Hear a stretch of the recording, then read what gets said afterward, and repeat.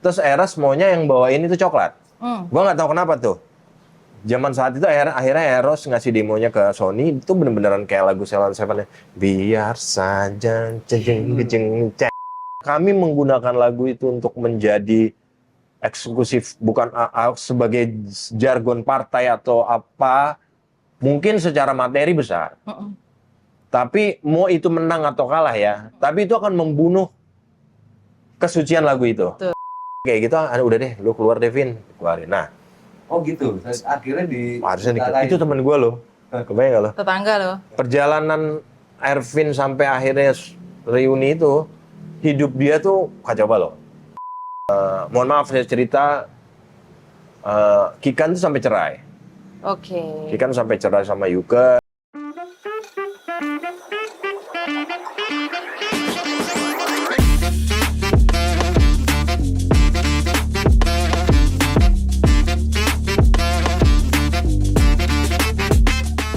Kita mau lagi di Ngopi, Ngorek perjalanan idola.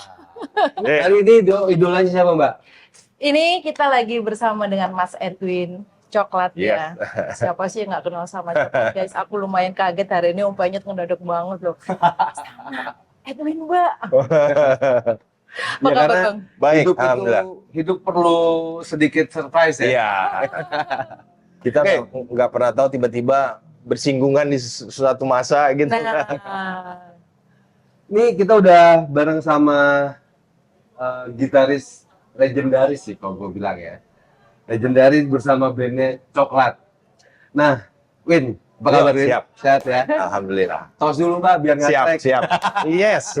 sehat ya? Alhamdulillah. Nah, gimana nih perjalanan lo sampai saat ini, Bro? Oke. Jadi tadi apa nama acaranya? Ngopi. Ngorek perjalanan Idola. Oke. Jadi nggak apa-apa kan dikorek? Tempatnya juga pas nih ya. Kita jadi kayak ngopi ya. Ngopi, oh iya. Kayak ngopi. Tapi nggak apa-apa dikorek-korek ya? Oh, nggak apa-apa. Menarik. Karena kan kadang-kadang kita kan cerita itu juga semacam kayak berbagi ilmu ya. Berbagi pengalaman itu, berbagi banyak hal yang mungkin semoga bisa menginspirasi orang yang nonton. Betul. Karena saya juga dari dulu itu menjadi musisi itu karena saya sering nonton tuh dulu. Nonton video musik mereka, perjalanan musik band-band lama sampai akhirnya gue pengen jadi kayak gitu. Banyak ilmu yang gue dapat. Semoga hari ini kita bisa kasih kayak gitu juga ya. Betul. Jadi kita udah bareng sama Edwin. Kita tahu perjalanan lo sebagai seorang gitaris Yes. dan di band udah sekitar ada 15 Tahun ini 30 tahun Coklat. Wah, 30 tahun. Iya. Di Coklat. Iya, Coklat 30 tahun nanti bulan Juni. Berapa 2000. sih gabung sama Coklat, Bang? Coklat itu start berdiri itu tahun 96. Coklat. Tapi Bang Edwin udah gabung Aku dari 99. 99 sampai sekarang 30 tahun. Iya, 30 tahun. Ya. Kalau cerita mungkin aku cerita dari awal karir aku menjadi musisi ya, Mbak ya. Jadi memang aku besar di era, kalau kita bicara musik itu musik 80-an pastinya. Zaman 80-an aku besar di Kalimantan Timur, di Bontang. Jadi pada zaman itu bisa dibilang kebenaran memang orang tua suka musik. Mamiku tuh dia suka banget nyanyi. Sempat nyanyi di beberapa event-event. Terus kalau papiku tuh dia pengkoleksi kaset lah. Kaset zaman dulu semua dia koleksi. Jadi dari rumah tuh mendengarkan musik itu hal yang umum lah. Sampai pada akhirnya ketika kelas 4 SD aku tiba-tiba minta beliin gitar aja gitu loh. Minta beliin gitar, akhirnya dibeliin. Lagu pertama yang gue belajar itu, nggak tahu deh pada tahu nggak sih lagu Kokoro no Tomo? Oh, tahu dong. Iya. Itu bukan itu. Kenapa justru lagu itu?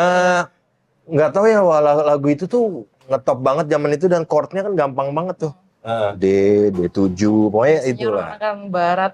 Ya, terus zaman itu kan kalau kita ngeliat TV itu TVR itu ada Selecta Pop, ada Aneka Karya Safari. Iya. Pokoknya musik-musik Indonesia di TV itu lagi bener-bener kayak booming lah di genre pop.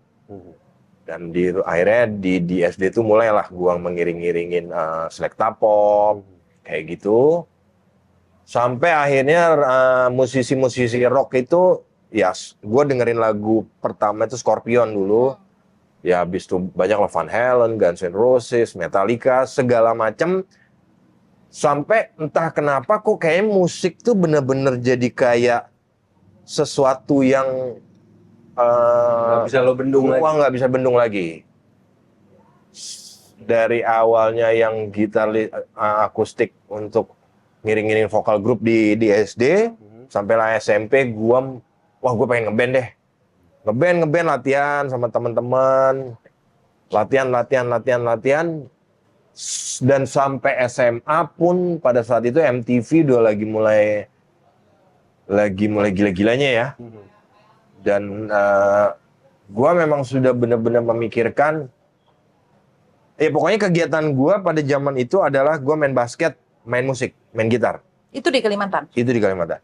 Main gitar, main basket.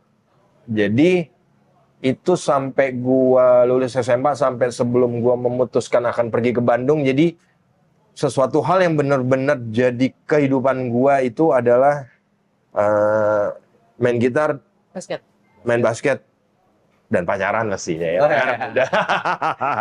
Sampai situ dulu. Sampai situ. Oke. Tapi kenapa milih gitar, nggak musik yang lain? Entah kenapa sosok gitar tuh kayak nada gitar, terus gua ngelihat sosok gitaris. Mungkin entah kenapa gua nggak kepikiran untuk menjadi leadnya ya, misalnya jadi vokalis gitu enggak. Jadi menurut gua saat itu adalah gitaris tuh sesuatu yang benar-benar kok kayak gua tuh Cocok. gue banget gitu menjadi pemain gitar gitu. Dan kalau mau main gitar kan zaman dulu mungkin gara-gara vokal grup ya kali ya. Vokal grup tuh kan yang benar-benar pemain gitar hanya gitaris sama penyanyi ya. Jadi gitaris tuh benar-benar yang kayak menggiring banget lah. Oh, oke. Ya itu. Hero lah ya buat lo. Iya. Jadi sampai dengan sebelum gue akhirnya profesional, tapi itu gue nggak berhenti tuh dari zaman SMP SMA tuh latihan, ngeband, ikut festival, ngulik, terus wah benar-benar musik banget deh. Oke. Beli kaset, beli apa semua referensi, pokoknya musik aja. Berarti saat itu masih ada di Kalimantan. Kalimantan. Oke.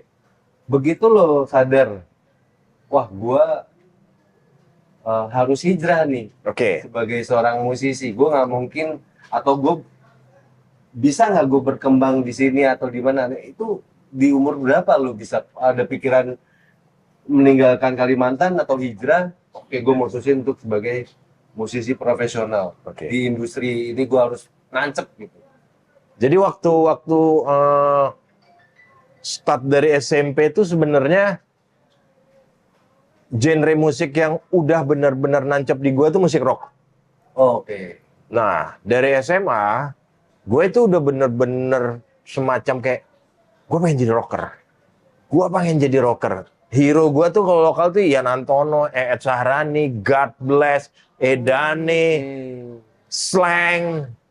Itu bener-bener yang kayak, kalau ceweknya Niki Astria, bener-bener itu era yang bener-bener membuat saya tuh, wah gue pengen jadi musisi rock. Di luar pop ya, gue musik pop tuh pun dengerin, Mbak. Nah, sampai akhirnya ketika mau kuliah itu, gue mikirin gini, wah, gue harus pergi ke kota yang skena musiknya itu bener-bener hidup. Dan dulu ada, pasti Mbak juga tahu dia ada majalah Hai dulu kan. Zaman muda tuh majalah Hai itu kayak bener-bener buat gua orang Kalimantan Timur tuh, orang Bontang tuh kayak, ini beritanya tentang, di luar MTV ya. Ini beritanya tentang musik, lifestyle, terus di situ selalu memberitakan kota Bandung, Oh ya. kota Jakarta. Jadi kota Bandung tuh entah kenapa setiap gua membaca Hai itu kayak jadi, wah ini salah satu kota musik yang kayaknya gua bener-bener ini deh, kota ini. Jadi barometer lah. Jadi gue kuliah itu sebenarnya bukan karena mau mengincar sebuah universitas mana yang gue mau.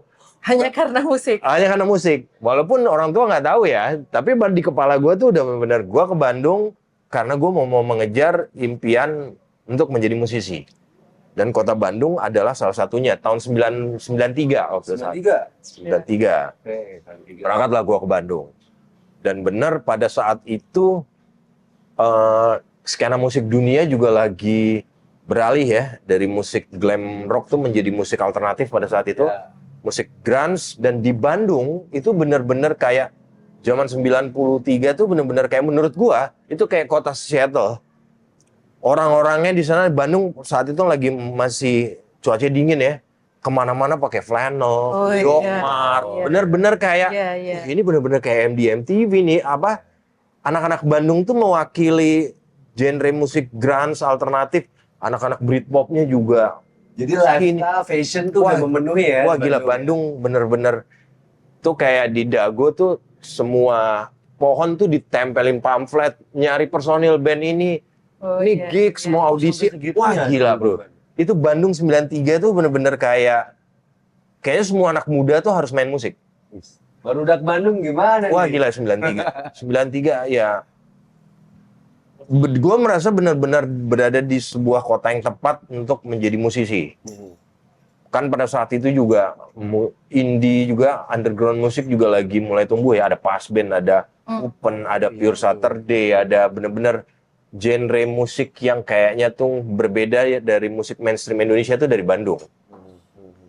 Dan itu benar-benar tadi gue bilang tadi tuh, setiap minggu ada audisi, ada mau festival segala macam tuh, itu gue jabanin mulu di samping akhirnya menjalankan kuliah ya. Ya mulai dari situ tuh benar-benar udah gitu di kosan gue tuh, gue satu kos sama Mas Bambang keyboardisnya Kahitna.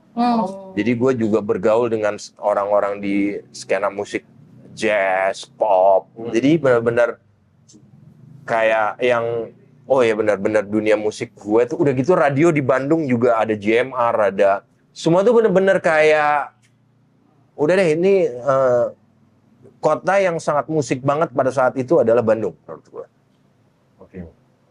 Emang pada saat itu Bandung jadi barometer musik ya, salah satu barometer. Karena gue inget banget dulu masih di OP Anderesta, di mana sana pantai. Kota yang sering banget kita mainin tuh Bandung, Mbak. Bandung. Itu bukannya zaman yang hit-hitnya si ini ke Ardila segala itu sih? Iya, setelah itu. Setelah itu. Pokoknya itu era itu. Iya kan? Jadi kalau kita bicara Niki Astrian, karakter musik tuh Jawa Timur, Surabaya tuh punya karakter tersendiri. Dengan Bumerang, dengan Festival Lokzelebor. Pada saat itu gua Jakarta tuh punya slang, punya Opi, punya Imanes. Bandung itu benar-benar kayak menurut gue ya, itu bule banget. Itu benar-benar kayak ya lu ngelihat orang-orang Bandung tuh pakai t-shirt Smashing Pumpkins, pakai anak-anak Britpopnya jaket dulu. Karena dingin, Mbak. Jadi benar-benar kayak yang menurut gua itu memang campur aduk, ada coil, ada ada industrial. Akhirnya ya gue bergaul dengan semua skena dari musik, idealisme ya, terutama industrinya sih. Menurut gue pada saat itu ya pokoknya secara idealisme. Sampai akhirnya gue juga pernah sempat main di kafe juga, mainin musik glam rock pada saat itu. Terus sampai akhirnya ada Coklat lah pada saat itu. Coklat itu teman-teman gue di Bandung itu dulu semua band akhirnya mulai bikin lagu sendiri, masukin ke radio, dan semua radio Bandung itu punya chart band-band indie. Band-band indie. Jadi semua radio. Jadi anak Bandung tuh ya mainstream pasti ya, mainstream Dewa segala. Tapi kalau kita dengerin radio itu chart lagu-lagu indie itu benar-benar menarik perhatian anak-anak Bandung banget. Dan Coklat itu warawiri di salah satu radio di Bandung lagunya sampai akhirnya 98 itu diambil sama Sony di kompilasi Indie 10. ada Padi, ada Wong. Jadi karena nuansa Bandung udah seperti itu, akhirnya kan label-label pokoknya udah reformasi tuh label-label asing kan masuk tuh. Iya. Indonesia ada Warner, ada Sony yang tadinya mungkin label-label dalam ya. Nah, entah kenapa mereka itu banyak nyarinya artis-artis Bandung dan dari radio tadi dan Coklat lah di situ. Nah, sampai akhirnya Coklat merilis Indie 10, teman-teman gue juga, dan pada saat itu gitarisnya masih Bernard. Setahun atau 2 tahun setelah mereka rilis Indie 10 itu Bernard keluar dan akhirnya mereka mengajak gue untuk bergabung ke dalam Coklat. Coklat. Gimana Coklat bisa kenal sama Bang? Drummernya itu memang tetangga aku, Oh, Ervin. Ervin. Dan itu Tetangga di mana? Di Kalimantan? Kalimantan. Kosan. Oh, di Kalimantan. Sama-sama anak Kalimantan. Anak Kalimantan. Tapi lu ke Bandung ini emang janjian juga sama dia? Apa memang ada pengaruh? Ya, janjian gak janjian sih. Janjian gak janjian lah. Oke. Pokoknya kalau zaman dulu tuh anak Bontang, anak PT Badak Bontang tuh dulu kalau kuliah tuh kalau nggak Jogja, Jakarta, Bandung. Bandung. Oh. Aku lebih milih Bandung lah. Ke Bandung karena musik atau Musik. memang karena ada Karena musik, Mbak. Udah. Musik ya, Bukan Karena musik. Karena kota pelajar. Bukan. No. Bukan karena siapa tadi drummer tadi bukan. Enggak. Oke. Nah, kan lu hijrah nih ke Bandung nih. Mm. Gimana caranya bisa ketemu sampai ketemu Coklat? Iya. Oke. Ya di semua kan sering tuh gigs tiba-tiba bersinggungan lah dengan karena gigs di Bandung itu Komunitasnya. waduh, Iya. tiap minggu, tiap apa ada Saparua dulu, Kursa Parua. Ada. Ya, betul. festival pensi sekolah, kampus, pokoknya gigs tuh ada terus sampai bersinggungan sampai akhirnya pada saat itu Coklat lumayan naik dengan karakter sebuah band pop rock dengan vokalis cewek pada saat itu, Mbak. Zaman itu kan ada Cranberries, ada Alanis Morissette, ada apalah. Avril Lavigne masuk ya? Avril Lavigne lebih muda. Lebih muda lagi ya? Lebih muda. 2000-an ya? Nah, akhirnya karena pergaulan juga, akhirnya aku diajak gabung di situ dan aku masuk. Mulailah itu konsentrasi Coklat untuk membuat full album sendiri. Yang tadinya kompilasi itu bareng Padi, Wong. Sampai akhirnya kayak punya satu kaki lah di major label di Sony. Ya. Mulailah kami ngumpul tuh, ayo kita bikin lagu yuk. Kita bikin lagu, nyewa studio. Dan jadilah 3 lagu. Pada saat itu ada lagu Pergi, untuk Bintang, dan aku lupa apa. Pergi itu akhirnya masukin demo ke berbagai label. Kan zaman dulu anak band zaman dulu beda sama zaman sekarang ya. Iya. Zaman dulu kan masih bawa gitar, Iya. naik angkot, patungan studio. Iya dong. I've been there. Iya. Perjuangannya tuh Saya di situ, Mbak. perjuangannya lain, Mbak. Kalau zaman sekarang kan mungkin lu bisa punya home studio. Iya, betul. Ngisi, kirim data. Iya. Ngisi di sana. Kalau Sekarang lebih mudah lah. Kalau zaman dulu tuh emang vibe ngebandnya tuh memang terjadi. Pure ya. Lu harus ngumpul, lu harus Effortnya gede banget. latihan, nyewa, patungan, naik angkot, bawa gitar. Jadi Iya. apa ya, bondingnya itu bener-bener Iya. kebentuk lah. Ya, lu tau lah, ya kan? Satu-satunya Potlot sarana, gitu loh. satu-satunya sarana radio lagi ya. Ya, Sekarang ada TikTok, ada IG, ada Facebook. Jadi dalam artian secara iklim juga Bandung juga mendukung musisi Sangat mendukung. lokal ya. Sangat mendukung. Jadi radio. Iya. Oke. Akhirnya Coklat rekaman punya album bersama Iya. Sony. sama Sony itu ya Iya. langsung ya. Oh, Karena kan jadi- nama demo tetap harus disaring ya.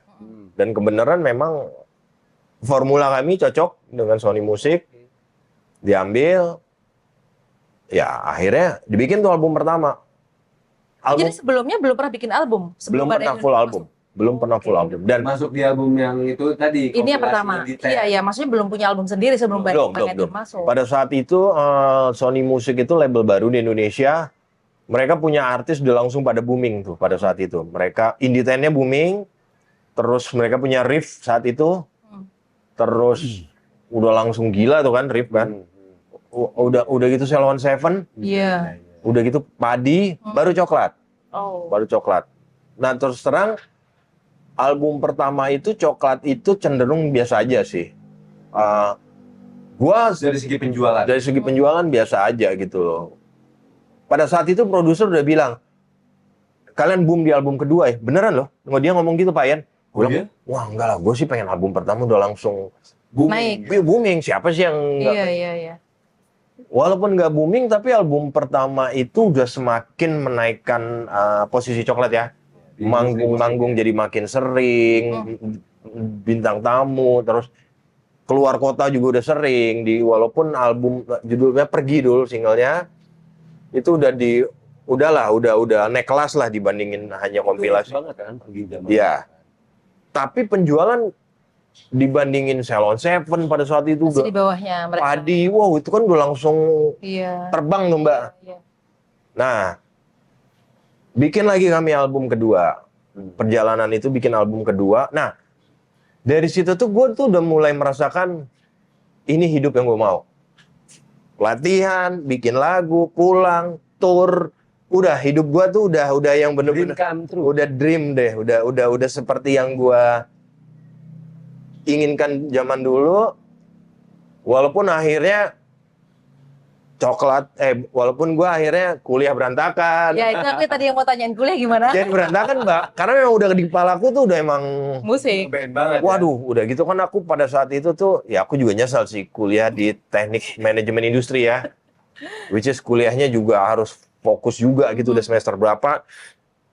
Ya udah dapat duit gitu, udah yang kayak yang main-main, gua harus ngerjain tugas, enggak akhirnya. Ya mungkin ada hal-hal yang sebenarnya kalau boleh flashback, manajemen waktu tuh sebenarnya bisa sih. Semua orang tuh bisa, ya. bisa, cuman tinggal pilihan aja. Emosi Emosi. dan ambisi pada Iya, waktu itu. ambisi. Dan lu bro, tahun 90-an di saat industri kita lagi naik-naiknya kan, Iya. itu bener-bener kayak asik banget kan. Lu bener hari-hari lu, Udah seneng dapat Iya. duit ya kan. Aku bisa bilang di tahun itu memang industri musik lagi jaya. Wah, gila. jayanya. itu manggung tiap minggu Mbak. Nggak ada yang namanya tiap minggu nggak manggung tuh nggak ada. Tiap By minggu the way, kalau minggu tiap minggu udah manggung segala macam udah bisa kirim uang dong. Oh, udah. Di Kalimantan.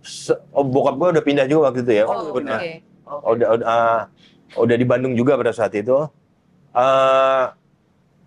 Secara finansial juga Aman. udah berubah gitu. Pernah kepikiran nggak ngapain gue harus kuliah gitu? Ya mungkin kalau waktu itu aku berpikir mau kemana lulus SMA, mau ke Bandung, mau jadi anak band, pasti nggak diizinin. Nggak diizinin. Jadi mesti Iya. bilang kuliah dulu. Iya, jadi memang harus mengkamuflase. Walaupun kan pada saat itu juga menjadi seorang musisi itu masih gelap ya. Iya. Kalau kita kuliah kan zaman era itu kuliah nanti dapat kerja. Iya. Itu tuh Masa depan agak ketata zaman lah itu ya. kan Indonesia masih emas juga kan. Mungkin industri kita lagi bagus lah, tapi untuk jadi musisi itu masih gelap lah. Tapi itu pilihan yang enggak entah kenapa aku berani untuk Tapi ngejar itu. finally dengan kesibukan bermusik, akhirnya kuliah selesai nggak? Enggak. Oh enggak. Oke, tapi semua kebayar setelah Pak Ian bilang album kedua Ya, Naik. lu bakalan booming. ya. Dan itu kejadian. Album kedua akhirnya bikin nih album kedua ya. Oke. Album kedua bikin, di sela-sela perjalanan itu bikin lagu lah, karena pada saat itu label juga kayak industri itu kan kayak bener-bener kayak ngegas ya. Lo manggung, pulang Jakarta promo, manggung, bikin album ya tahun depan udah harus bener-bener programnya tuh udah bener-bener kayak Ya. bener-bener di set kayak gitu tuh. Akhirnya ya udah bikin album. Yang menarik memang pada saat itu gue mendapat inspirasi untuk bikin musik Karma. Oh, di kepala gue tuh udah langsung ada, wah ini lagu Karma nih. Entah kenapa gue Wasted Years-nya Iron Maiden, tapi tiba-tiba gue dengerin sebuah beat 6/8, riff yang kayak gitu, gue transfer ke beat 6/8, jadilah riff Karma. Oh itu 6/8 ya? Iya, akhirnya dari musik kirim ke Kikan juga kayaknya langsung terbuka sampai akhirnya dia menulis single, lirik segala macam jadi Karma. Entah kenapa itu jadi lagu yang ketika dikirim ke Sony Music, Pak Ian pun udah langsung ini singlenya. Ini singlenya, Cinta, Pak Ian sempat berpikir waktu saat itu, kayak judulnya jangan karma deh. Nanti jadi sesuatu yang bad gitu loh. Tapi Kikan Kayak mistis. tapi Kikan bikin enggak ya udah cocok karma dan bener. Album udah dibikin kan lempar single dulu tuh di radio. Itu lagu Karma udah radio Bandung, Jakarta semua radio reportnya itu udah Serentak ya. udah number one lah apa. Dan benar ketika akhirnya dirilis benar-benar terbang gitu, benar-benar naik, apalagi disusul sama lagu Jauh. Terus habis itu kami merilis lagu Bendera lagi. Nah ada yang menarik memang di lagu Bendera itu. Jadi Bendera juga album kedua. album kedua Oke. itu repackage. Jadi tiba-tiba udah rilis, tiba-tiba dimasukin lagi. Nah jadi ada sebuah film judulnya Bendera. Itu mau rilis, mereka minta Sony minta lagunya ke Eros Salon Seven. Nah, Eros bikin, terus Eros maunya yang bawain itu Coklat. Gua nggak tahu kenapa tuh. Zaman saat itu akhirnya Eros ngasih demonya ke Sony, itu bener-beneran kayak lagu Salon Seven. Biar saja ceng gejeng. Bener-bener yang ballad gitu loh, Beatles gitu yang kayak gitu. Akhirnya didengerin bareng, dari awal gue udah kepikir lagunya harus pump, harus upbeat, harus kasih spirit yang Rock. jadi harus nge-rock gitu loh. Sempat SMS-an waktu itu sama Eros harus bilang juga, udah silakan aja. Dan bener akhirnya ngumpul bikin aransemen dan akhirnya jadi Kikan juga mengaransemen vokal. Dan sebelum rilis, sebenarnya label sempet nggak yakin sama lagu itu karena lagu bertema nasional ya mungkin jadi akan lengkap aja lah pada saat itu. Karena kan semua lagu Indonesia saat itu adalah ya Padi, Salon Seven, Dewa, even lagu Coklat pun Lagu mau cinta. nge-rock mau itu pasti temanya cinta ya Mbak ya. Tapi nggak tahu kenapa ketika lagu Bendera itu dirilis itu bisa bener-bener naik chart banget. Dia pernah nomor 1 lama, di bawahnya semuanya lagu tema cinta. Itu kan sesuatu hal yang nggak biasa ya.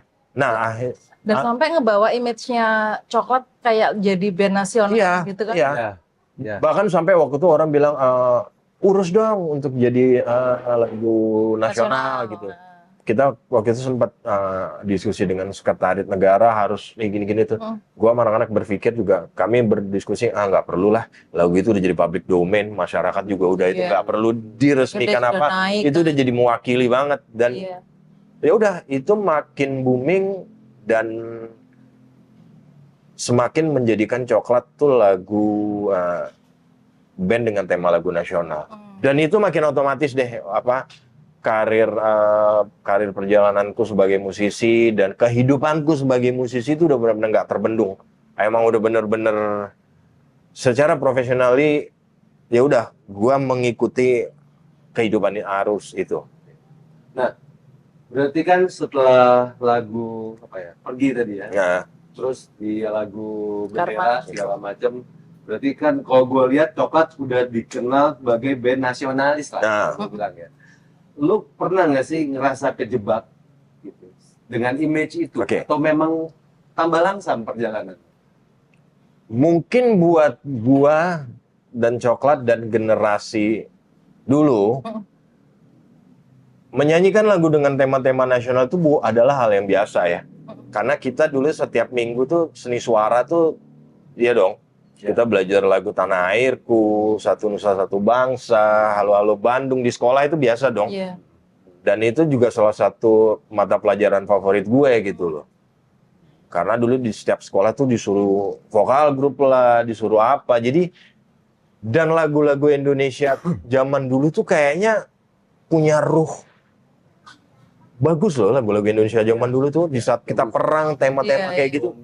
Iya kan? Kayak punya pesan sendiri iya kan? Nah, jadi gua merasa mungkin karena kami punya spirit dan punya pengalaman itu, jadi di saat menggarap lagu Bendera itu juga rohnya juga tertuang, jadi orang juga bisa terwakili gitu loh. Jadi memang benar-benar punya semangat, punya spirit original.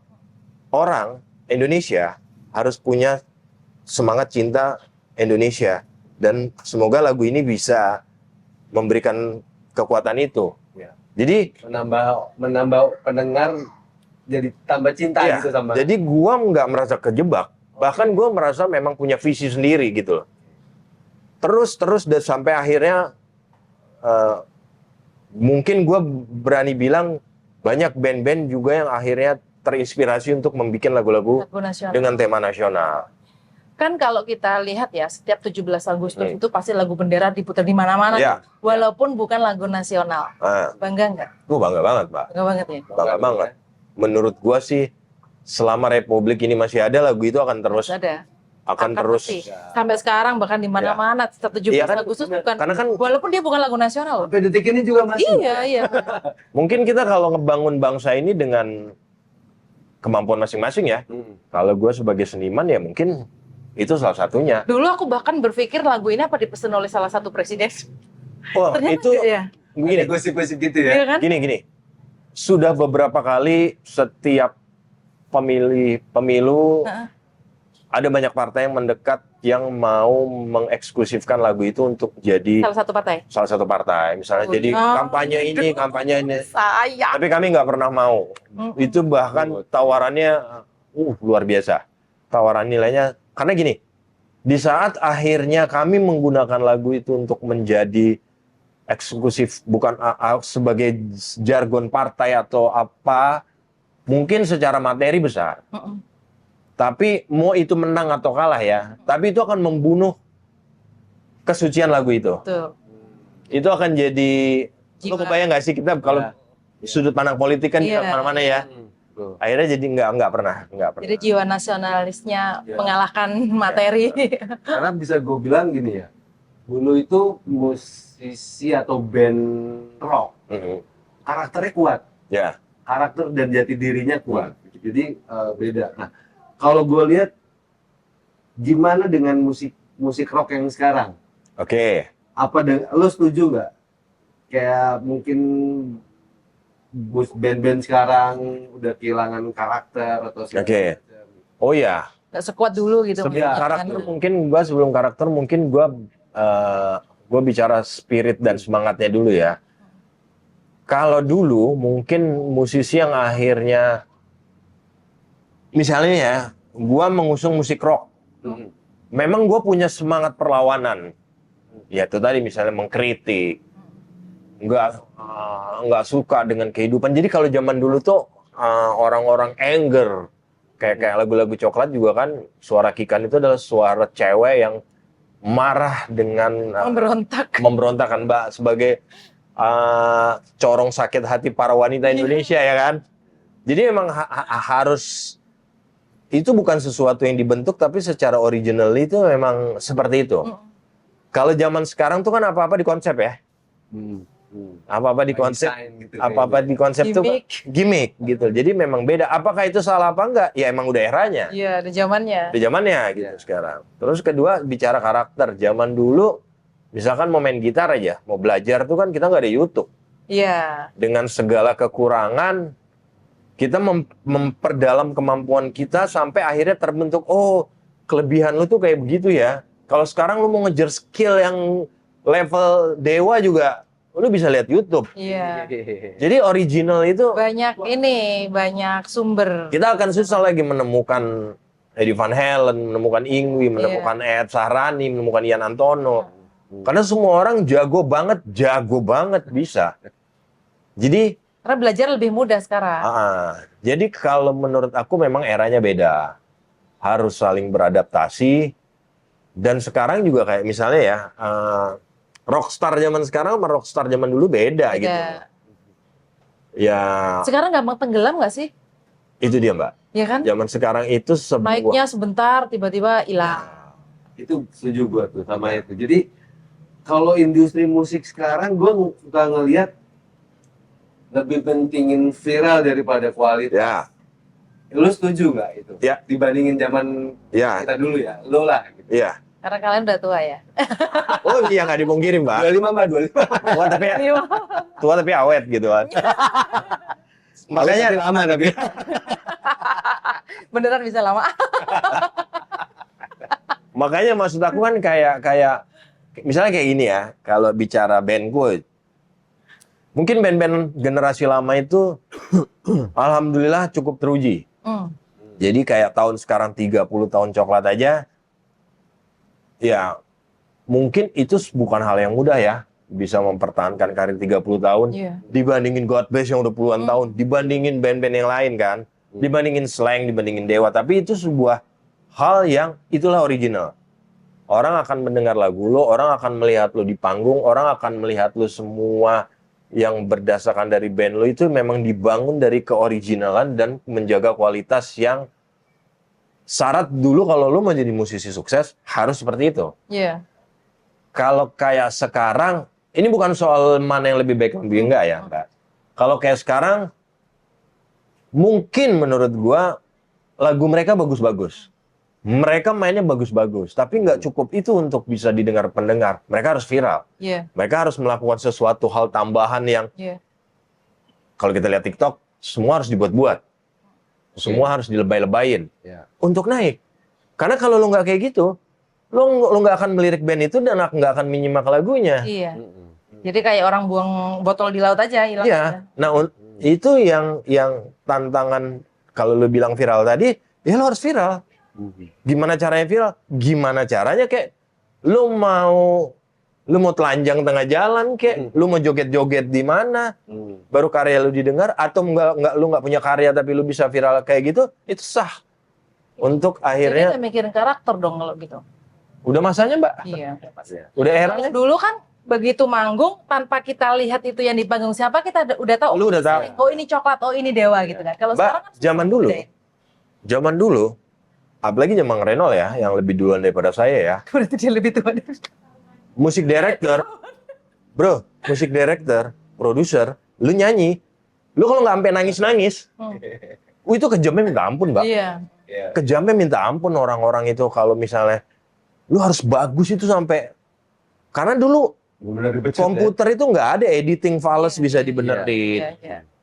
Teknologinya belum sampai situ. Kalau sekarang kan enggak. Bang ya. Dan sekarang pun aku gitu loh, dan bahkan yang lain juga, rekaman gitu udah bagus, akan menggunakan teknologi sekarang. Di copy dong di beberapa bagian, iya dong. Iya. Kita juga akhirnya menggunakan itu, udah eranya lain. Nah makanya kalau kayak zaman sekarang, akhirnya musisi-musisi zaman sekarang lagunya viral sebentar, Tiba-tiba nggak ada. ya karena memang begitu, karakternya memang.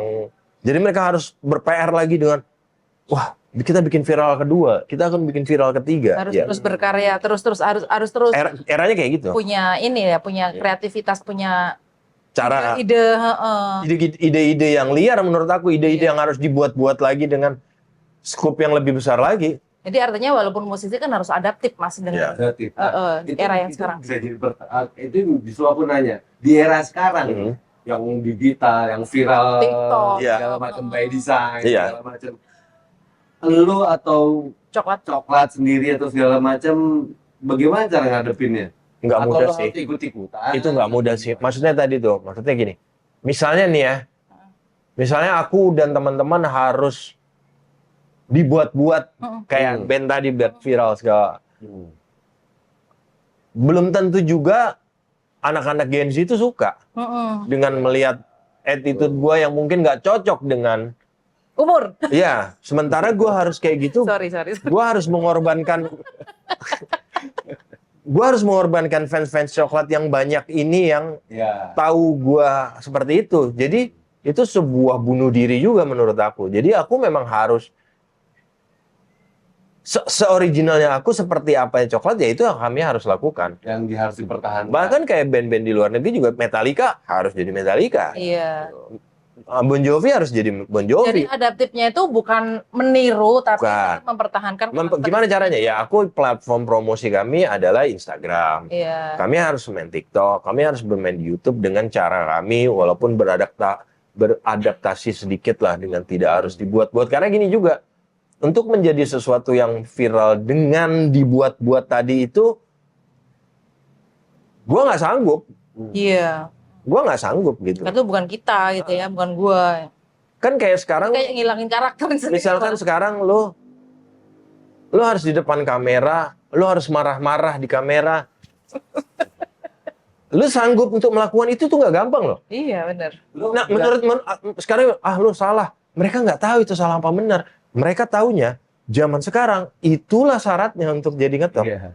Nah, gue mau nanya nih, kalau berarti sebagai lo nih, lo lebih respect musisi yang viral atau yang idealis dengan Idealis gak punya duit. gimana tuh? Gini deh. Misalkan kalau kayak gue tetap old school ya. Gue tetap old school ya. Gue tetap bermusik itu dengan cara gue lah. Itu yang gue respect. Walaupun gue tidak, adalah beberapa karakter anak sekarang tuh yang mungkin bisa diketemuin juga gitu loh. Tapi untuk full gue respect dengan musisi yang viral, enggak juga sih. Enggak juga. Misalnya gini ya, misalnya ini versi gue ya. Garam dan Madu. Garam dan Madu ya, Mbak ya. Itu genre baru yang semua orang juga, ini genre apaan sih? Iya. Dia gabungin hip hop sama dangdut. Ini kalau gua telah secara musisi Mbak ya, hip hop, mereka anak original hip hop. Karena gue dengerin hip hop juga. Gue tahu sound mereka, gue tahu cara nge-rapnya, gue tahu itu, oh ya ini mereka memang anak hip hop, memang mereka yang si cewek ini memang bisa nyanyi R&B. Tapi kalau mereka harus total di situ, itu bukan satu hal yang mudah untuk menjadi anak hip hop. Tiba-tiba mereka menemukan ada musik kendangnya dimasukin. Iya. Terus ada lirik-lirik nyeleneh ala dangdut dimasukin. Anjing, genre itu jadi loh bro. Itu gede banget genre itu sekarang. Apakah itu yang nggak dipikirin? Itu dipikirin. Satu yang dipikirin. Apakah itu harus diapresiasi? Itu harus diapresiasi. Tapi terus akhirnya ngeluar single kedua, tiga, itu jadi enak juga gua. Tapi maksud aku, kalau tadi lu bilang, apa kalau itu harus diapresiasi? Karena mereka itu mikir bro. Masukin kendang dengan beat hip hop dan jadi itu brilian menurut aku. Iya. Dengan lirik yang garam dan madu apa sih? Madu dan garam. Iya.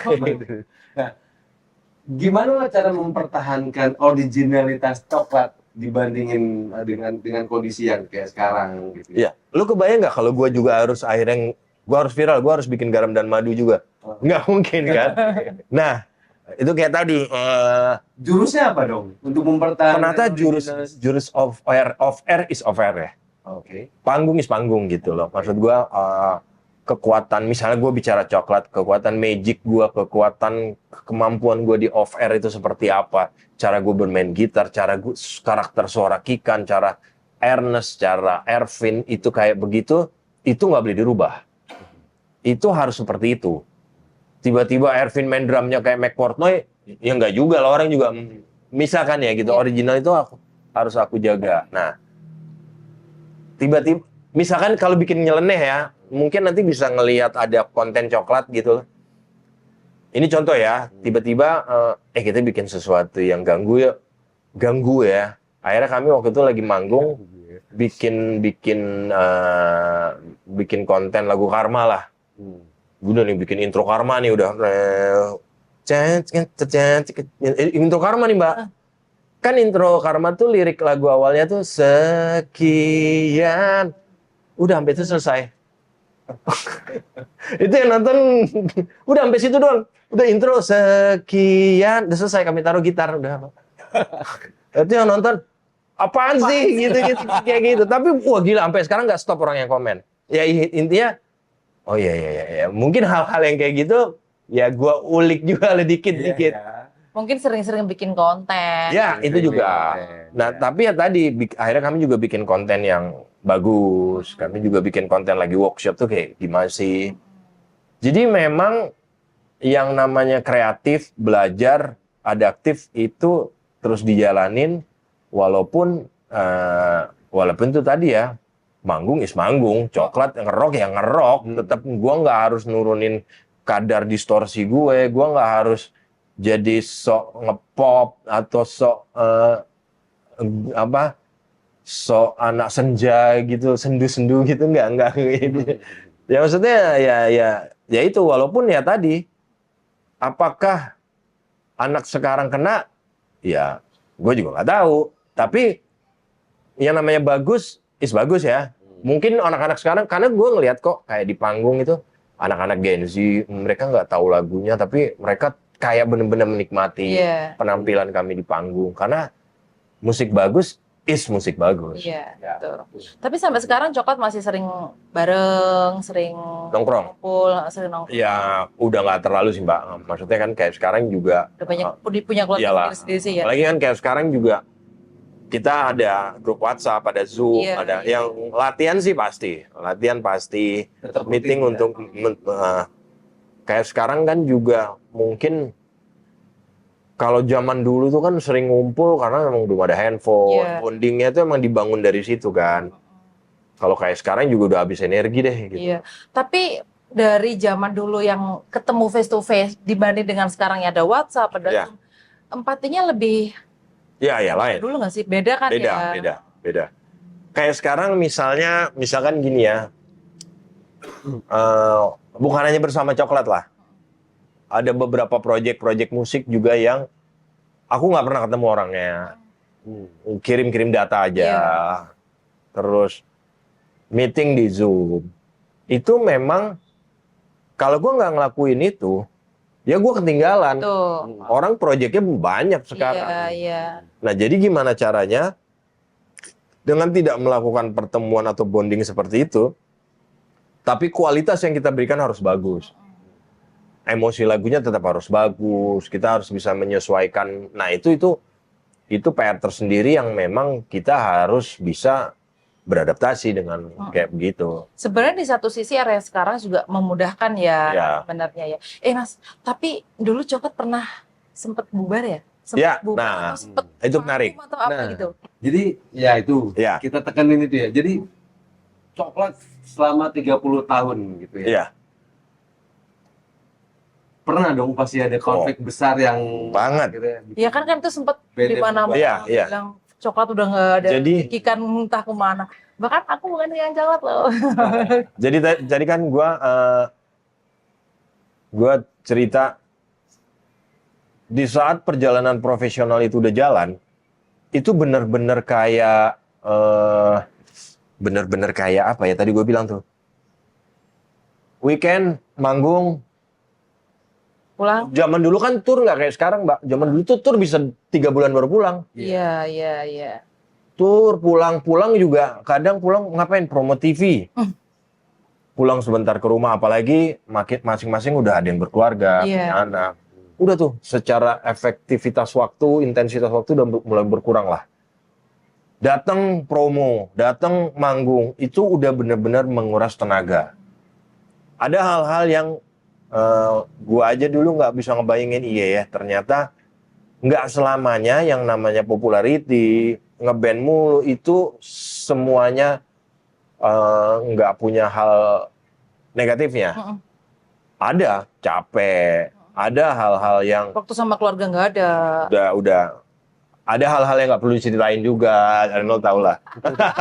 Ada hal-hal yang ada band-band yang kadang-kadang terjerumus ke narkoba. Tuh. Ada mohon maaf saya cerita, Kikan tuh sampai cerai. Oke. Kikan sampai cerai sama Yuka. Dia sampai kebayang waktu itu anaknya masih kecil semua, Coklat tour pulang itu juga rasanya kan dia sebagai perempuan ya kan Tanggung punya jawab. hal-hal yang kayak gitu sampai Tanggung jawab. sampai pekerjaan. kami itu juga manggung tuh boro-boro latihan. Boro-boro latihan, di panggung juga kadang nggak. Udah suasananya bisa sampai kayak begitu, Mbak.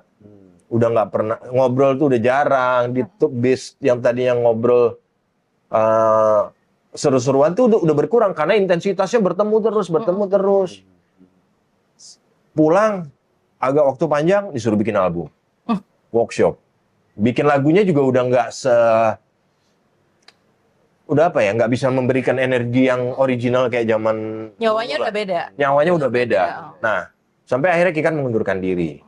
Itu di tahun 2010. 2010. 2010 Kikan mengundurkan diri, sampai kami nggak bisa menolak lagi karena itu udah berkali-kali lah, udah macam-macam. Ada gua sempat mau ribut sama si A ini.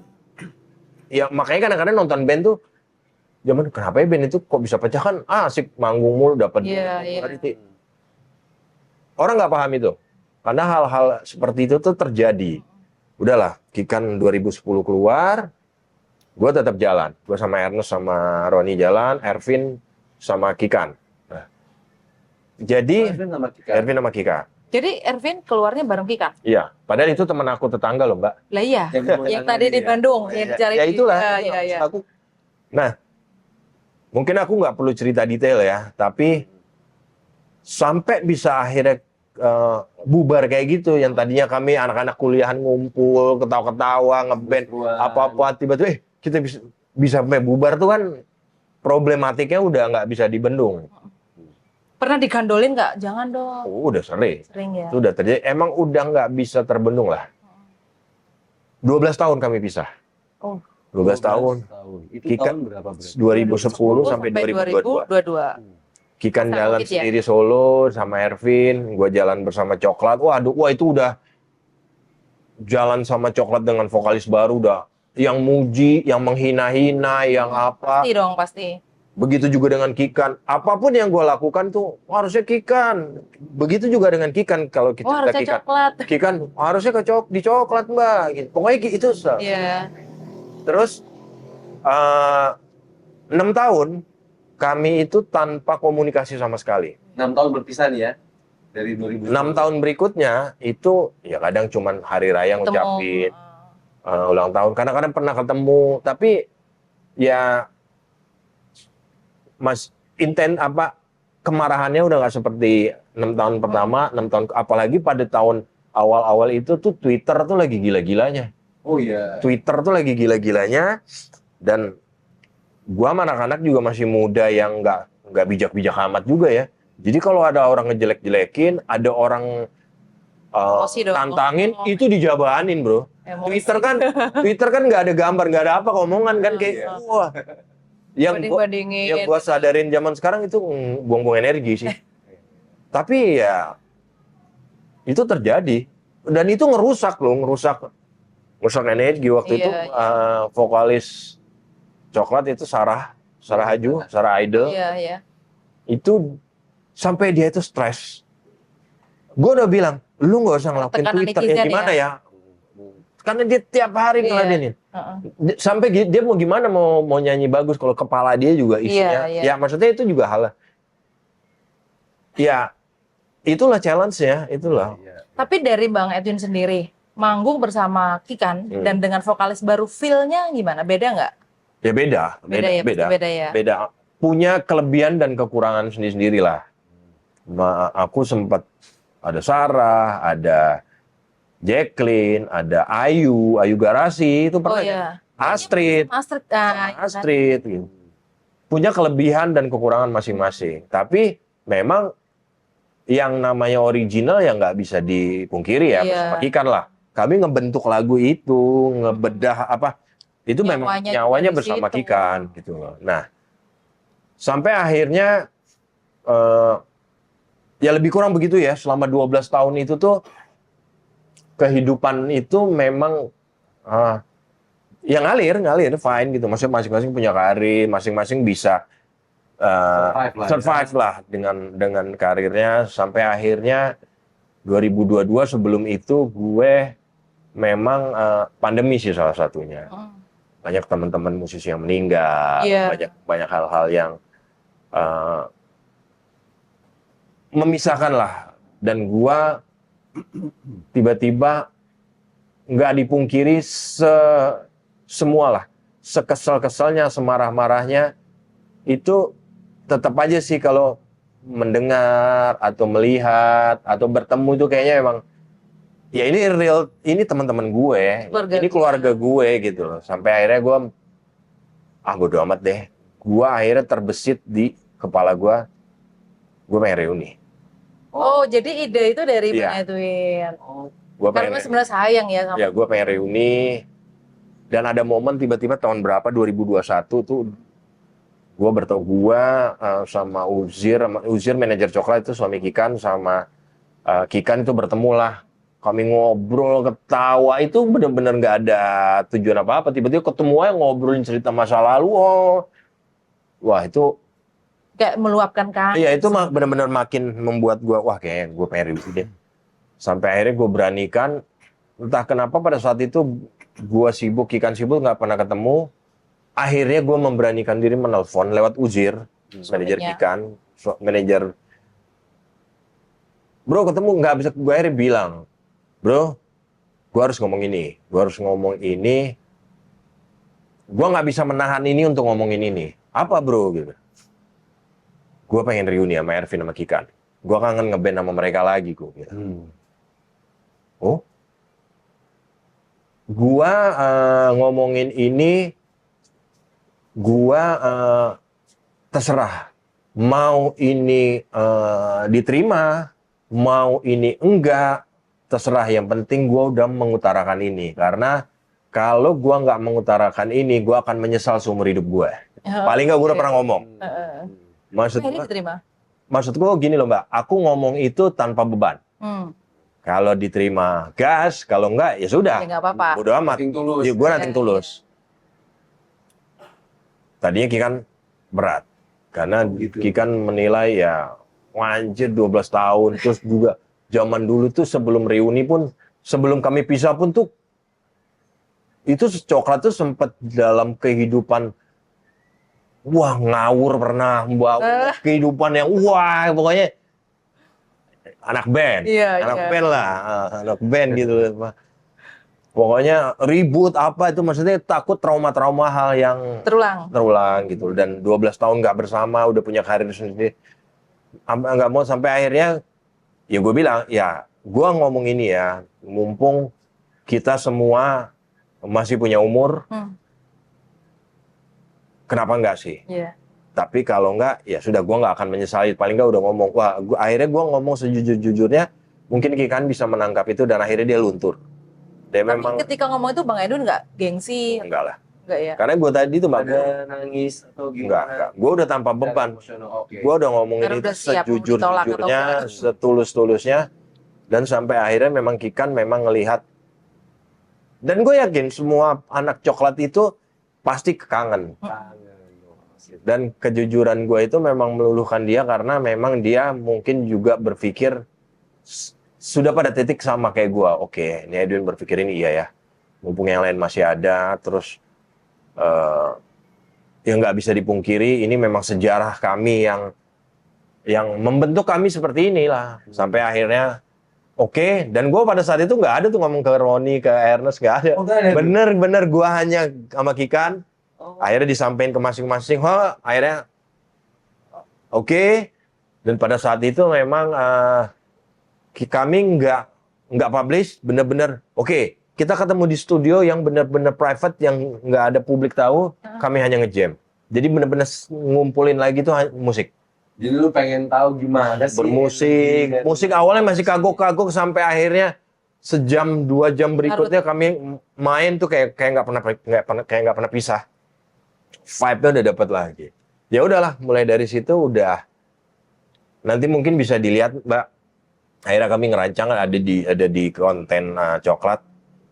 Itu 17 Agustus kami publish videonya. Jadi gini, di sosial media coklat itu sebulan beberapa minggu sebelum mau publish itu Instagram kami hitemin semua tiap hari, hitam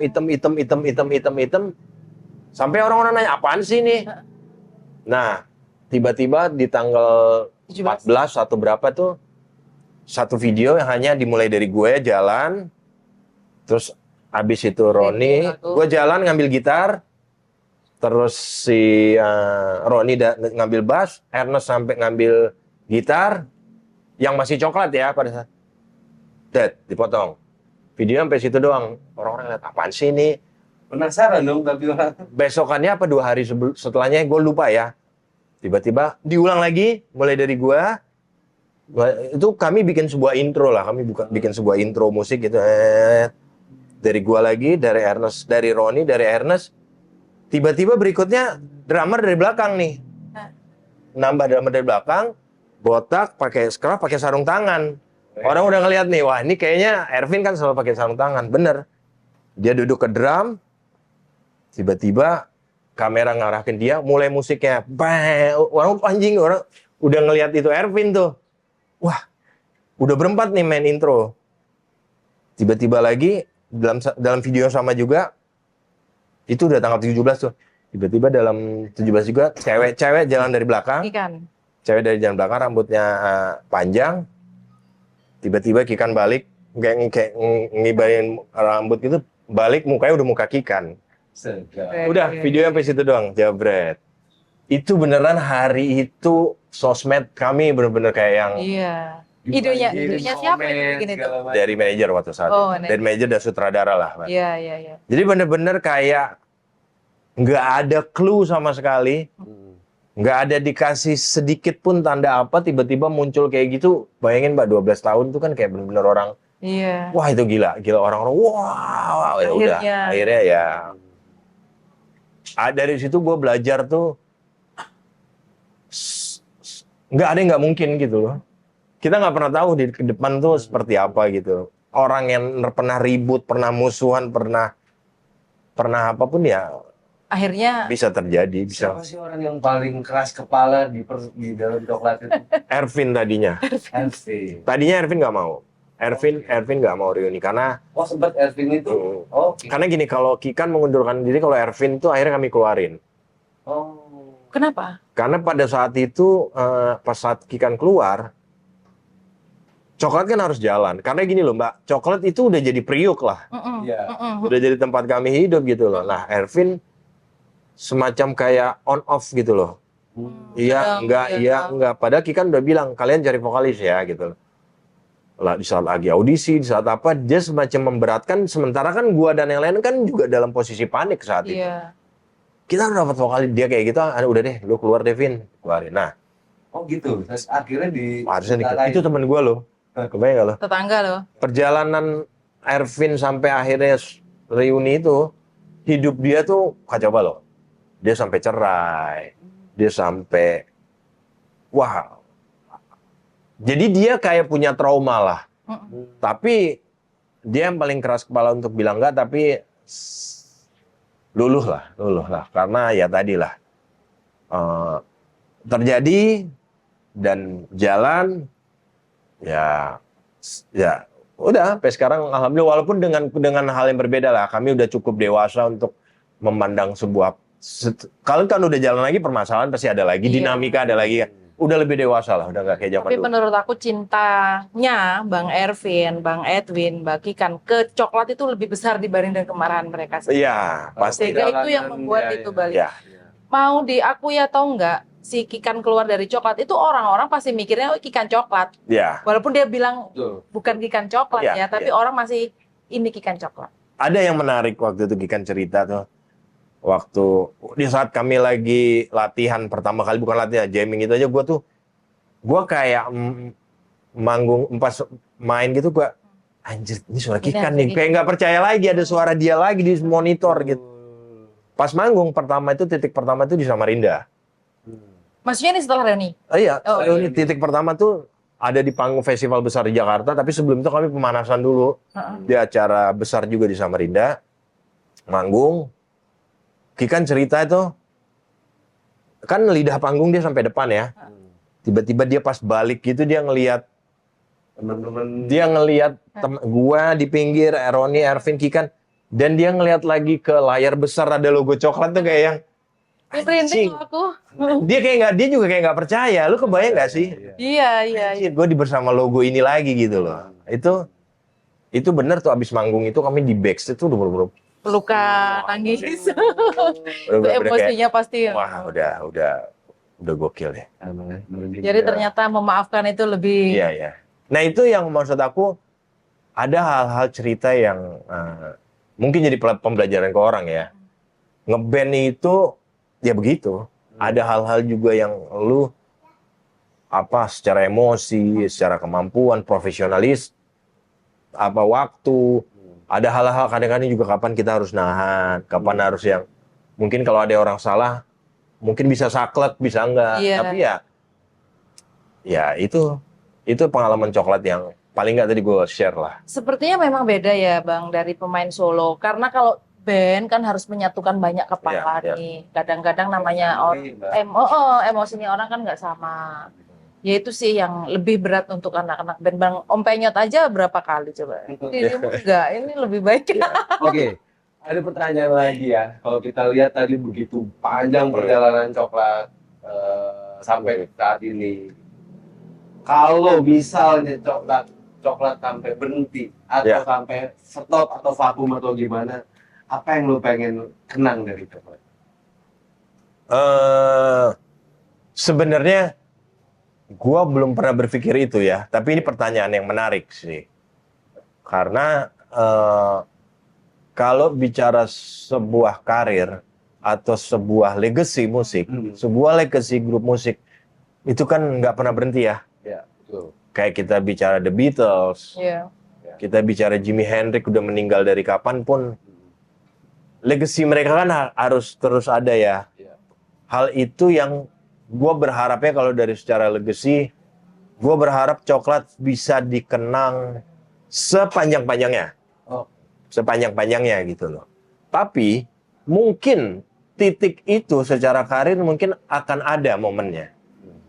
Kayak sekarang aja, ya gua melihat misalnya kalau salah satu band rock yang paling tua di Indonesia adalah God Bless, ya kan ya. Kita kemarin aja Om Doni Fatah barusan meninggal. Kita di band itu hanya tinggal Om Ahmad Albar, Om Iyek, sama Om Ian Antono saat ini. Tinggal dua itu doang, Pak. Di usia mereka yang maybe 80 ada kan? 80-an kali ya. Dan gue pernah kemarin manggung featuring coklat, featuring mereka itu udah sepuh, Pak. Tapi karisma di panggungnya masih iya. wah. Luar biasa ya. Bahkan katanya mereka manggung juga sudah nggak bisa lagunya banyak-banyak. Iya. Nah, pasti kan secara fisik, ya mungkin secara fisik sih yang akan kalau itu terjadi ya memang harus terjadi, yang gua harapkan sih memang mungkin secara legacy nggak luntur atau mungkin gua tetap bisa eksis di balik layar. Ya. Oh iya. Di dunia entertainment. Jadi karena ya tadi gue bilang sampai sekarang 30 tahun pengalaman gue di dunia entertainment itu kan juga banyak pengalaman yang benar-benar gue bisa berbagi lah. Karena dalam perjalanan musik ini kan bukan hanya soal ngeband ya Mbak, secara industri, secara psikologis menghadapi orang, banyak ilmu lah yang memang dari sekolah gue dulu juga banyak hal-hal, oh iya ya, begini cara ngadepin orang, gini cara manage segala hal-hal kayak begitu yang menurut gue itu harus di-share ke pelaku industri sekarang. Supaya musik Indonesia itu makin membaik, makin besar. Karena kayak zaman sekarang tuh, kita PR untuk industri kita tuh masih banyak, Mbak. Iya. Royalti aja masih ribut. Ya kan ya? Sampai sekarang itu ya begitu. Tapi gini nih, kan banyak tuh teman-teman musisi yang sudah nggak terlalu sibuk. Nah, Mereka terjun ke dunia politik. oke. Bang Edwin nggak tertarik? Nggak mau ngikut Nggak bilang iya, nggak bilang enggak ya, maksud gue. Tapi sampai sejauh ini belum tertarik ya. Belum. Siapa tahu bisa merubah kebijakan tentang Amin, royalti dan lain-lain. amin, Mbak. Karena kan sejujurnya sih aku melihat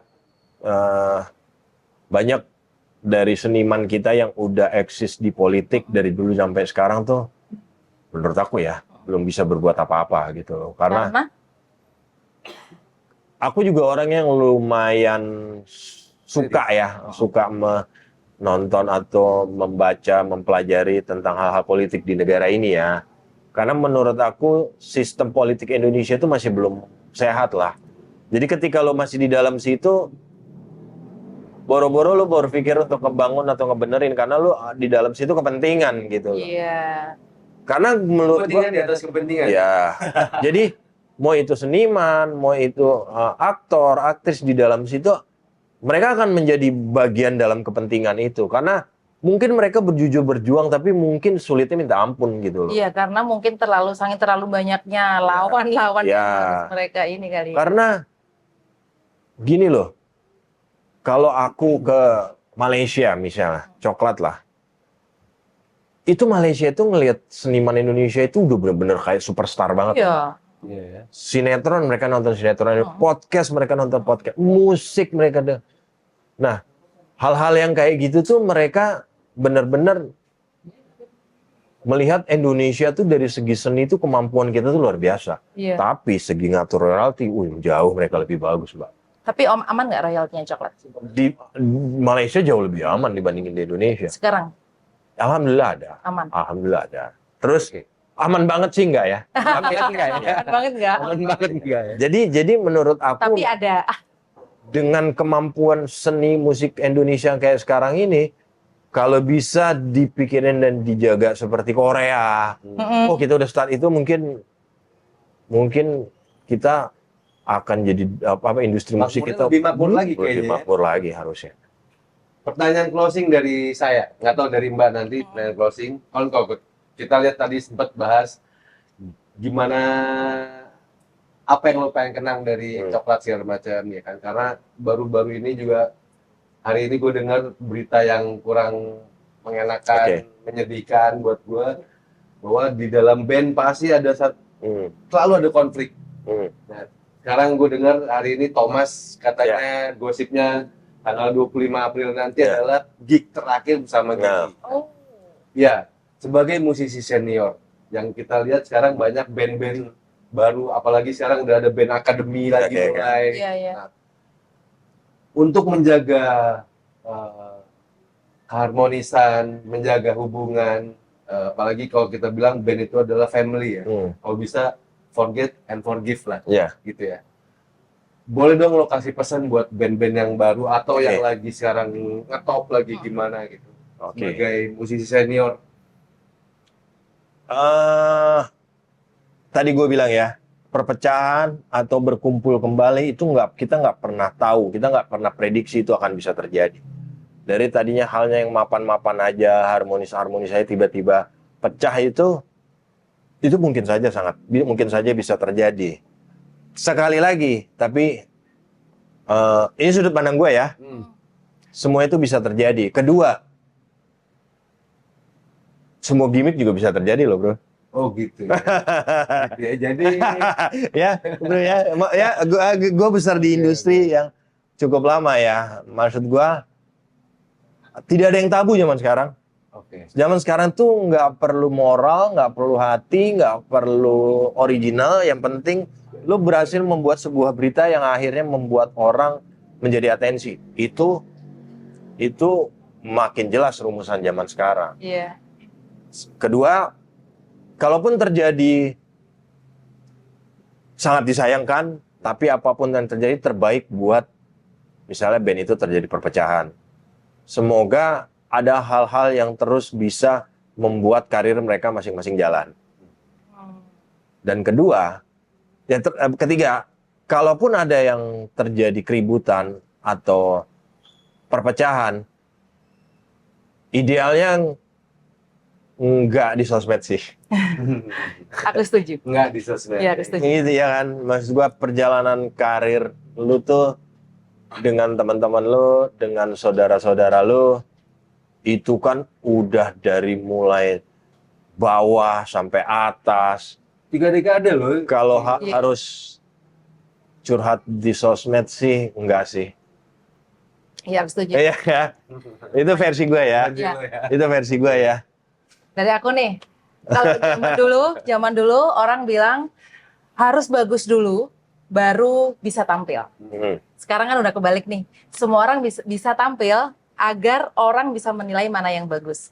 Untuk di industri musik Bang, Masih worth it nggak sih diperjuangkan dengan royalti yang nggak jelas, Oke. aturan yang nggak menentu, Nah, untuk anak-anak Gen Z nih yang masih mau berjuang untuk jadi musisi, oke. masih worth it nggak sih untuk diperjuangkan? Masih oke. Maksud aku dari segi finansial. Oke. Masih sangat worth it, Mbak. Masih sangat worth it, ya. Karena gini. Eh, bicara royalti itu sekarang bukan soal nggak ada duitnya, enggak, tapi adil Ada. apa enggak ya. Nah, Oh, Ada yang dapat besar, ada yang dapat enggak, ada yang dapat, kalau lu bawel, lu curhat di sosmed, akhirnya lu dapat besar. Itu yang terjadi loh, Mbak. no viral, no justice. Nah, iya itu sama terjadi kayak gitu.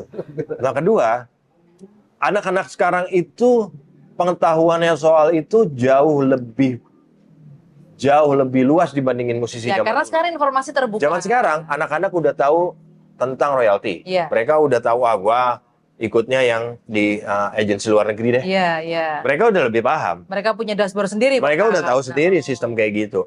Sosmed gimana caranya gua dapat duit, mereka udah tahu sendiri. Iya. Mereka udah tahu sendiri kalau gua nggak dapat duitnya dari manggungnya, gua Dapat dapat dari sosial sosmednya. media.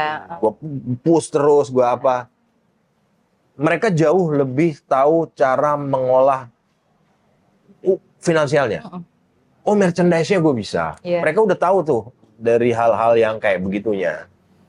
Jadi kalau dibilang worth it, sangat worth it. Nah, tapi memang tadi itu Mbak, idealnya original, Karakter. kualitas, karakter itu tetap ada. Sebenarnya mereka itu bukan, mungkin mereka nggak paham itu karena nggak ada missing link di situ, nggak ada. Karena mereka hidup di era di mana bangun tidur aja udah buka handphone. Betul. Mau beli makan bisa di handphone. Betul. Beli baju bisa di handphone. Iya, iya. Ngobrol bisa di handphone. Heeh. Jadi era mereka seperti itu. Mereka nggak mengalami kayak gini Mbak. Sekarang lagu nih ya, ini bicara teknis ya. Kalau zaman dulu bikin lagu dari intronya, dari awal lagunya, dari refnya, itu satu kesatuan dipikirin. Sekarang apakah apakah industri sekarang perlu itu? Nggak perlu, Mbak. Di TikTok tuh cukup 30 detik lagunya aja, itu aja yang ganggu. Betul. Iya. Iya kan? Iya, memang. Hits. Pesan-pesan nih teman-teman Gen Z. Tapi ya itu tadi, maksud aku ya, gua percaya yang tadi aku bilang, itu di luar negeri tidak terjadi. Kualitas tetap dijaga di sana. Iya. Karena ada badan escape atau apa itu benar-benar menjaga tuh. Quality lu di panggung itu kalau di luar negeri tetap ada. Di Korea itu tetap ada. Blueprintnya disiapin pemerintah. Jadi begitu, kalau yang salah di negara kita ini. sangat salah. Misalnya gini, Ya, siapa, guys? aku sih berharap anak-anak Gen Z bisa berjuang bukan hanya soal gini deh. Mereka harus berjuang di industrinya. Mereka harus jaga ini. Misalkan ya, mereka harus memperjuangkan. Mungkin akan ada Kementerian Industri Musik. Kementerian sendiri gitu ya. Jadi independen lah ya. anak-anak IKJ atau anak-anak ISI kuliah itu bisa jadi pejabat itunya nanti. Bukan hanya berjuang untuk jadi musisinya. Iya, iya. Oke, siapapun penguasanya nanti kita berharap tolong diperhatiin ini. Ya. Ini gue setuju karena kalau perlu ada Kementerian Industri Musik. Jadi Selama itu kita nggak ada, bro. ya susah ya. Nggak ada. Jadi ya bisa ajak para musisi-musisi senior yang udah kenyang makan Ya. asam garam untuk menjadi. Menurut gue jangan musisi senior malah. Jangan ya, yang muda-muda ya. Anak- Karena kita udah sering terjadi di musisi senior kepentingan. Oh iya, betul. Oke. Itu penasihat aja lah ya. Udah. No. Anak sekarang, Sekarang mau itu yang tahu musik, mau itu tiba-tiba mereka jago bisnis, jago entertainment, tapi mereka menggarap itu secara profesional, tidak libatkan orang-orang lama. orang lama cukup menjadi dewan keseniannya ya. Orang belakang layar aja. Orang belakang layar. Itu kalau menurut aku. Iya. Jadi memang anak Itu akan menjawab pertanyaan Mbak tadi. Apakah akhirnya worth it? worth it atau enggak untuk Itu ada, diperjuangkan. makin Iya, worth it. Iya. Oke. Jadi anak-anak muda yang memang harus terus berperan dan follow up Ya. dan terus terus mengembangkan diri. Karya. Mengembangkan diri karena masa depan kita nggak usah ngomongin masa depan bangsa lah, masa depan industri ini ada di tangan mereka nanti. Betul. Gue setuju. Jadi buat musisi-musisi yang sekarang Ya. lagi hot-hotnya, lagi segala macam, kalian punya masa depan, tapi kalian harus belajar dari Edwin, Bang mungkin Edwin. segala macam, belajar bagaimana. Karena lu nggak punya masa lalu. Ya. Gitu. Nah ini lu sungguh beruntung ya hidup Ya. di zaman sekarang ya. Karena gini, pengalaman sekarang lu hits, tenar 10 tahun ke depan belum tentu. Belum tentu, betul. Artinya kan teman-teman anak muda sekarang harus memperjuangkan hak kalian masing-masing. Tuh. Tetap pantengin terus, ngopi, ngorek perjalanan idola dengan bintang tamu yang Berikutnya pasti lebih dahsyat lagi. Seru lagi ya. Ya, thank you. Terima Makasih. kasih banyak. Makasih banyak. Terima kasih. Bang, terima kasih. Sukses terus buat coklat. Amin. Peace out.